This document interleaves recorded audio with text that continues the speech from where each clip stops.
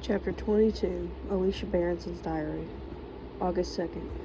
It's even hotter today. It's hotter in London than in Athens, apparently, but at least Athens has a beach. Paul called me today from Cambridge. I was surprised to hear his voice. We've not spoken in months. My first thought was Auntie Lydia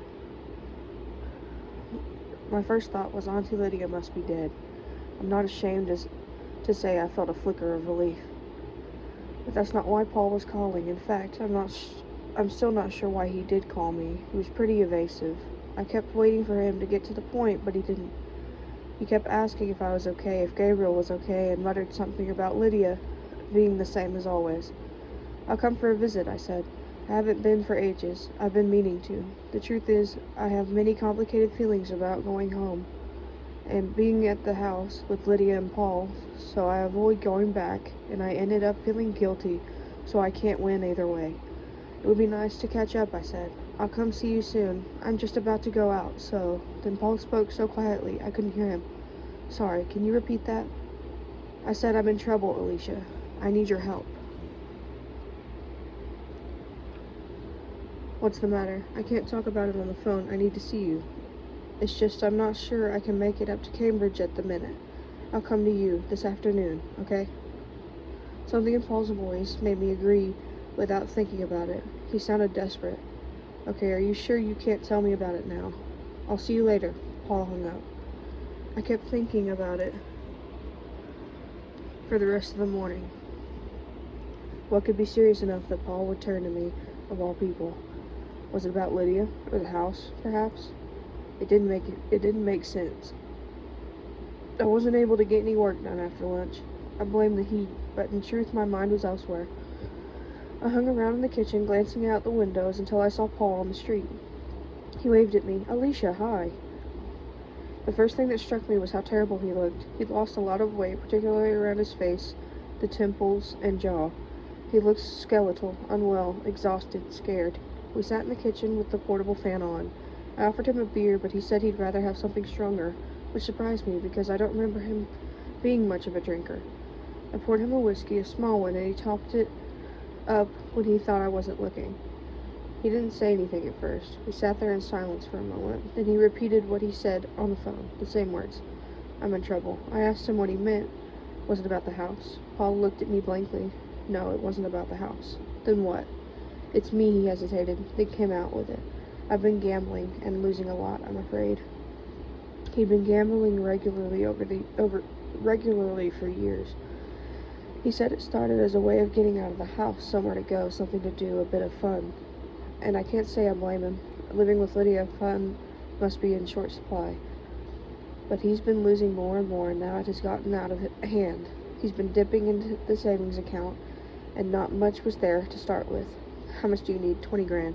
I couldn't believe my ears. You lost 20 grand. Not all at once.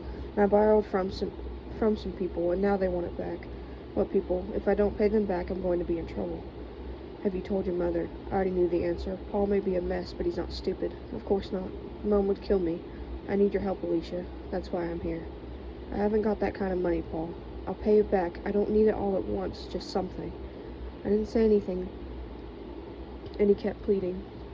They wanted something tonight. He didn't dare go back empty-handed. Whatever I could give him, anything.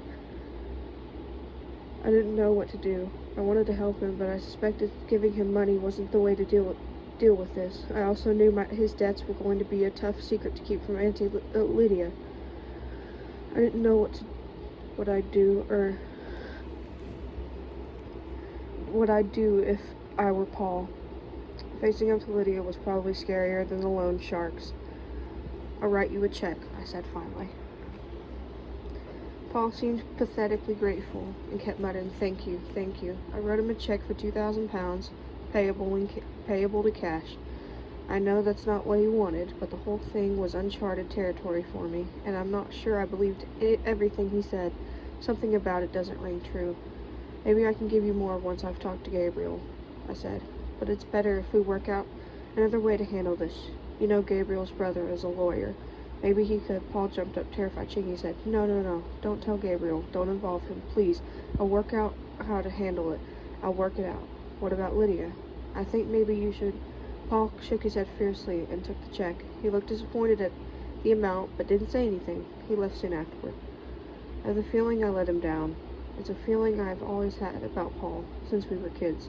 I've always failed to live up to his expectations of me, and I should be a mothering figure to him. He should know me better than that. I'm not the mothering type. I told Gabriel about it when he got back. He was annoyed with me. He said I shouldn't have given Paul any money, that I didn't owe him anything. He's not my responsibility. I know Gabriel was right, but I can't help feeling guilty. I escaped from the house, and from Lydia. Paul didn't. He's still trapped there. He's still 8 years old. I want to help him, but I don't know how. August 6th. I spent all day painting, experimenting with the background of the Jesus picture. I've been making sketches from the photos we took in Mexico. Red cracked earth, dark, spiny shrubs. Thinking about how to capture that heat, the intense dryness, and then I heard John Felix call my name. I thought for a second about ignoring him, pretending I wasn't there. But then I heard the clink of the gate, and it was too late. I stuck my head outside, and he was walking across the garden. He waved at me. Hey, babes. Am I disturbing you? Are you working? I am, actually. Good. Keep at it. Only 6 weeks until the exhibition, you know. You're horribly behind. He laughed that annoying laugh of his. My expression must have given me away because he added quickly, Only joking. I'm not here to check up on you. I didn't say anything. I just went back into the studio and he followed. He pulled up a chair in front of the fan. He lit a cigarette and the smoke whirled about him in the breeze. I went back to the easel and picked up my brush. John Felix talked as I worked. He complained about the heat, saying London wasn't designed to cope with this kind of weather. He compared it unfavorably with Paris and other cities. I stopped listening after a while. He went on complaining, self-justifying, self-pitying, boring me to death. He never asked me anything. He doesn't have any actual interest in me, even after all these years. I'm just a means to an end, an audience of the John Felix show. Maybe that's unkind. He's an old friend, and he's always been there for me. He's lonely, that's all. So am I. Well, I'd rather be lonely than be with the wrong person. That's why I never had any serious relationships before Gabriel. I was waiting for Gabriel, for someone real, as solid and true as the others were false. John Felix was always jealous of our relationship. He tried to hide it, and still does, but it's obvious to me he hates Gabriel. He's always bitching about him, and playing Gabriel's not as talented as I am, that he's vain and egocentric. I think John Felix believes that one day he will win me over to his side, and I'll fall at his feet. But what he doesn't realize is that with every snide comment and bitchy remark, he drives me further into Gabriel's arms. John Felix is always alluding to our long friendship. It's the hold he has on me, the intensity of those early years when it was just us against the world. But I don't think John Felix realizes he's holding on to a part of my life when I wasn't happy, and any affection I have for John Felix is for that time. We're like a married couple who have fallen out of love. Today I realized just how much I dislike him. I'm working, I said. I need to get on with this. So if you don't mind. John Felix pulled a face. Are you asking me to leave? I've been watching you paint since you first picked up a brush. I've been a distraction all these years. You might have said something sooner. I'm saying something now. My face was feeling hot and I was getting angry. I couldn't control it. I tried to paint, but my hand was shaking. I could feel John Felix watching me. I could practically hear his mind working, ticking, whirring, spinning. I've upset you, he said at last. Why? I just told you. You can't keep popping over like this. You need to text me or call first. I didn't realize I needed a written invitation to see my best friend. There was a pause. He'd taken it badly. I guess there was no other way to take it. I hadn't planned on telling him like this. I'd intended to break it to him more gently, but somehow I was unable to stop myself, and the funny thing is, I wanted to hurt him. I wanted to be brutal.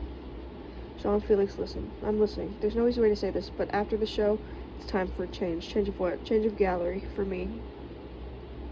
John Felix looked at me, astonished. He looked like a little boy. I thought, about to burst into tears, and I found myself feeling nothing but irritation. It's time for a fresh start for both of us. I see. He lit another cigarette. And I suppose this is Gabriel's idea? Gabriel's got nothing to do with it. He hates my guts. Don't be stupid. He poisoned you against me. I've seen it happening. He's been doing it for years. That's not true. What other explanation is there? What other reason could you have for stabbing me in the back? Don't be so dramatic. This is only about the gallery. It's not about you and me. We'll still be friends. We can still hang out. If I text or call first. He laughed and started talking fast.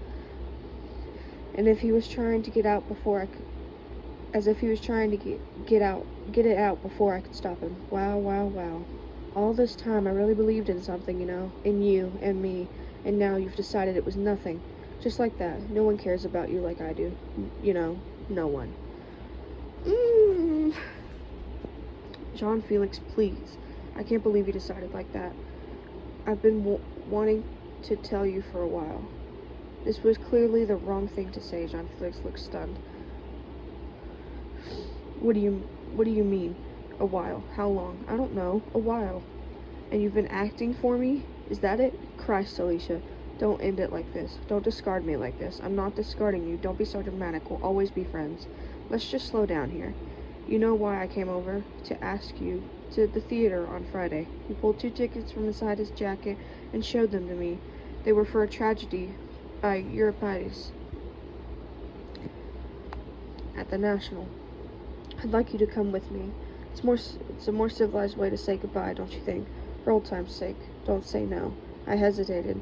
It was the last thing I wanted to do, but I didn't want to upset him further. I think I would have agreed to anything, just to get him out of there, so I said yes. 10:30 p.m. When Gabriel got home, I talked to him about what happened with John Felix, and he said he never understood our friendship anyway. He said John Felix is creepy, and he doesn't like the way he looks at me. And how is that? Like he owns you or something. I think you should leave the gallery now, before the show. I can't do that. It's too late. I don't want him to hate me. You don't know how vindictive he can be. Sounds like you're afraid of him. I'm not. It's just easier this way, to pull away gradually. The sooner the better. He's in love with you. You know that, don't you? I didn't argue, but Gabriel was wrong. Jean Felix isn't in love with me. He's more attached to my paintings than he is to me, which is another reason to get away from him. Jean Felix doesn't care about me at all. Gabriel was right about one thing, though. I am afraid of him.